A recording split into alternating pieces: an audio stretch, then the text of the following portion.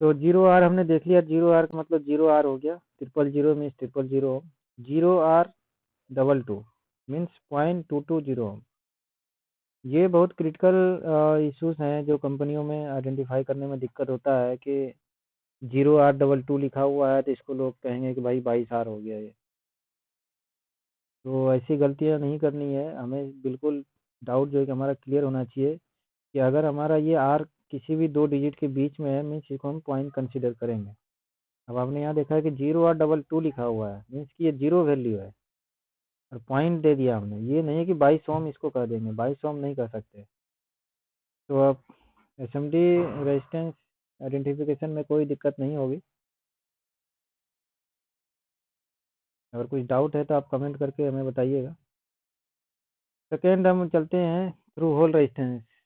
Through hole resistance को कैसे identify करें? थ्रू होल रेजिस्टेंस में जो है कि आप बैंड्स देख रहे हैं यहाँ पे कि बैंड्स दिए होते हैं कलर कोड के अकॉर्डिंग, रेड, ब्राउन, ब्राउन और ये लास्ट वाला जो हमारा इसमें जो स्टार्टिंग के 3 बैंड्स होते हैं ये इसकी वैल्यू और मल्टीप्लायर होता है। और जो चौथा बैंड होता है ये हमारा सबसे लास्ट में, मतलब कि दूसरी छोर के जो जो कलर कोड दिया होता है ये हमारा टॉलरेंस होता है। मीन्स कि कोई भी चीज़ जो है कि परफेक्ट नहीं हो सकता है।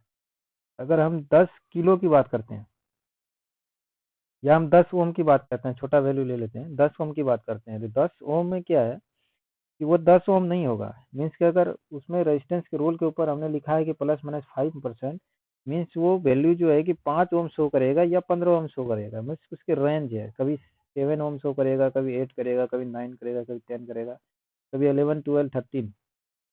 प्लस माइनस जितना टॉलरेंस रहेगा वो टॉलरेंस को दिखाता है। लास्ट वाला बैंड फर्स्ट डिजिट होता है हमारा कोई भी। अगर हम इसको जैसे ये कलर कोड को अगर याद करने की कोशिश करें तो ये बी रोय होता है, बी रोय।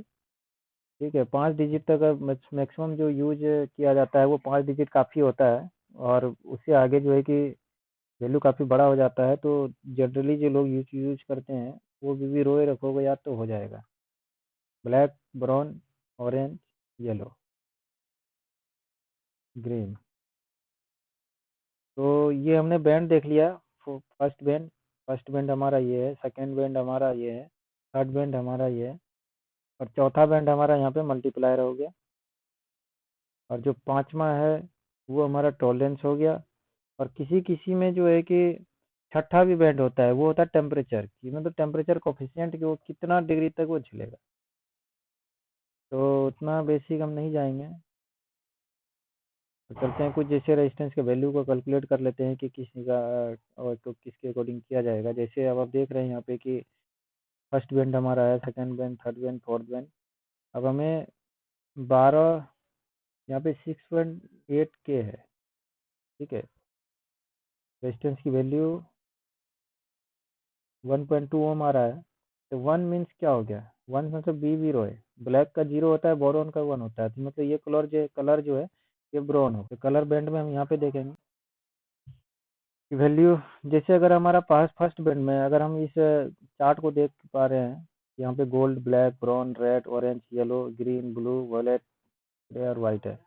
अब रेजिस्टेंस में आपने देखा कि जैसे कि 3 बैंड होते हैं। फर्स्ट जो है कि कलर कोड 3 बैंड है, फिर चौथा बैंड, किसी में 5वां बैंड भी होता है। अगर हमारा जो है कि रेजिस्टेंस 3 बैंड का है, पहला जैसे अगर ब्लैक है तो 0 लिखेंगे। ठीक है, फिर दूसरा डिजिट उसके पीछे जस्ट चिपका देंगे, जैसे ब्राउन है 1 हो गया, 0 और 1 हो गया मतलब 1। अगर तीसरा डिजिट रेड है तो ये मतलब कि 100 ओम हो गया ना, 1 मल्टीप्लाई 00, 100 ओम।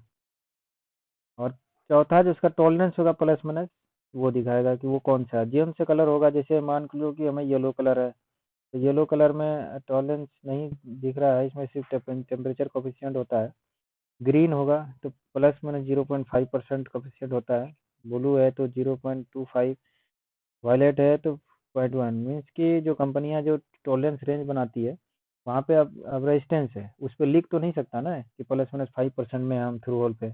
एसएमडी वाले पे तो चलो रोल पे उन्होंने लिख दिया, एसएमडी वाले पे रोल पे लिख देते हैं वो लोग 1%, 5%। लेकिन इस पे कैसे लिखेंगे? तो इस पे बैंड जैसा आ जाता है, ±10%, ±5%, ±1%, ±2%। रेड कलर है तो मीन्स कि एक अगर चौथा बैंड पे जो है, ये जो हमारा ये बैंड है टॉलरेंस वाला। इसमें जौन सा कलर होगा, जो भी कलर होगा 9 कलर में से, तो उसी उसके अकॉर्डिंग ही जो है कि इसका टॉलरेंस डिसाइड होगा कि 5% में है, 2% में है, 1% में, 0.2% में है, जो भी है। और कलर कोड जैसे हमारा फर्स्ट बैंड है, अगर हम 1K की बात करें, जैसे अगर रेड है तो रेड है हमारा यहाँ पे सीधा रेड आ जाएगा 2, ये 2 आ गया। और ये हमारा है पिंक कलर, जैसे ये 6 हो गया, मतलब कि 26 हो गया ये। अगर हम ये सबसे नीचे वाली रेजिस्टेंस की वैल्यू अगर पढ़ रहे हैं, तो जैसे रेड है 2 लिख देंगे सीधा। 2 के बाद हमारा ये ब्लू कलर आ रहा है 6 ले गए, ये 26 हो गया। 26 के बाद जो है कि अब हमारा फिर से ये ब्लू आ रहा है 6 आ गया, तो 266 हो गया। और मल्टीप्लायर कितना है ब्लैक, ये 666 ओम का लाएगा, 666 ओम का लाएगा। और इसका जो टॉलरेंस है, टॉलरेंस आप देख रहे हैं कि ग्रीन है, मतलब ±5% है। और टेम्परेचर कोफिशिएंट की अगर बात करेंगे तो 50 ppm है ये। तो यहाँ से हमारा कलर कोडिंग थ्रू होल का देख देख लिया हमने कि किस तरह से वैल्यू रीडिंग करते हैं, आइडेंटिफाई करते हैं कि किस रैंक का। और यहाँ से हमने एसएमडी और रेजिस्टेंस को देख लिया कि इसकी वैल्यू को कैसे रीड करेंगे। ठीक है, आर का मीनिंग क्या है, ई का मीनिंग ओम होता है।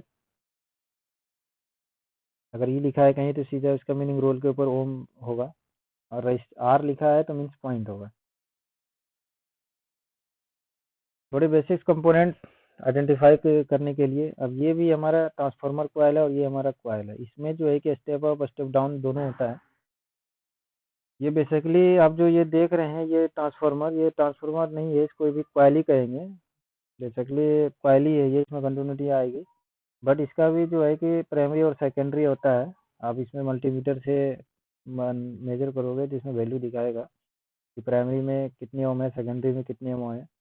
हमें सर्किट के रिक्वायरमेंट के हिसाब से लगाते हैं कि हमें स्टेप अप लगाना है कि स्टेप डाउन लगाना है। उसी तरह से इसका यूएचएफ, जिसकी वैल्यू होती है कॉइल की, यूएचएफ में सेट किया जाता है। ये नॉर्मल कॉइल है। कभी कभी बैक बैक करंट में या फिल्टरिंग करने के लिए यूज किया जाता है, जैसे एलसी फिल्टर बना रहे हो। जैसे इनपुट पे हमने लगा दिया, एक कैपेसिटर लगा दिया, उसके बाद कॉइल लगा दिया, तो बेसिकली फिल्टरिंग के लिए या बैक करंट मिनिमाइज करने के लिए भी किया जाता है। ये भी हमारा कॉइल ही है, इसको ड्रम कॉइल कहेंगे। ये ड्रम कॉइल है, इसका भी सेम फंक्शन है। ये भी फिल्टरिंग के लिए ही यूज किया जाता है। हमने जहाँ भी सर्किट देखा है, जैसे इनपुट सप्लाई में कैपेसिटर के बाद इसको सीरीज में यूज करते हैं, क्योंकि इसमें पोलैरिटी नहीं होता। आप इसको डायरेक्ट लगा सकते हैं, इसमें भी पोलैरिटी नहीं होता। बट अब ट्रांसफार्मर में जो है कि इसमें पोलैरिटी होती है। अपना मैंने बताया पहले ही कि इसमें प्राइमरी सेकेंडरी दोनों होता है, तो उसके अकॉर्डिंग ही सर्किट के अकॉर्डिंग ही लगाएंगे कि प्राइमरी किधर लगाना, सेकेंडरी किधर। बट कोयल आप किसी भी डायरेक्शन में लगा सकते हैं, ड्रम कोयल को भी किसी भी डायरेक्शन में लगा सकते हैं। ये हमारा रिले है, एसी स्विचिंग के लिए यूज किया जाता है। कहीं भी अगर आपको एसी डिवाइस में स्विचिंग के लिए यूज करना है तो इसी डिवाइस को यूज करेंगे। ये रिले है जो 12 वोल्ट पे डीसी पे ऑपरेट होता है, और ये 10 एम्पियर तक जो है कि ये हमारा जो फोटो है इसमें 10 एम्पियर तक का कैपेसिटी है। बाकी 5 एम्पियर का भी आता है, वो 6 वोल्ट का भी आता है, 12 वोल्ट का भी आता है। इसके अंदर ये मैकेनिज्म होता है कॉइल का। जब हम 12 वोल्ट सप्लाई देते हैं तो यहाँ पे एक जो है कि ट्रिगर पॉइंट लगा रहता है, जिसको मैग्नेटाइज जब हो जाता है, जैसे 12 वोल्ट सप्लाई जगह तो मैग्नेटाइज हो जाएगा, इसको अट्रैक्ट कर लेगा तो ये ऑन ऑफ करना स्टार्ट कर देता है। एक नॉर्मल ओपन होता है, नॉर्मल क्लोज होता है। नॉर्मल क्लोज मीन्स कि इसमें इनपुट हमेशा ये कनेक्टिविटी बनी रहेगी। लेकिन बट जैसे ही आप 12 वोल्ट दोगे तो ये नॉर्मल ओपन जहाँ पे है ये क्लोज हो जाएगा और ये ओपन।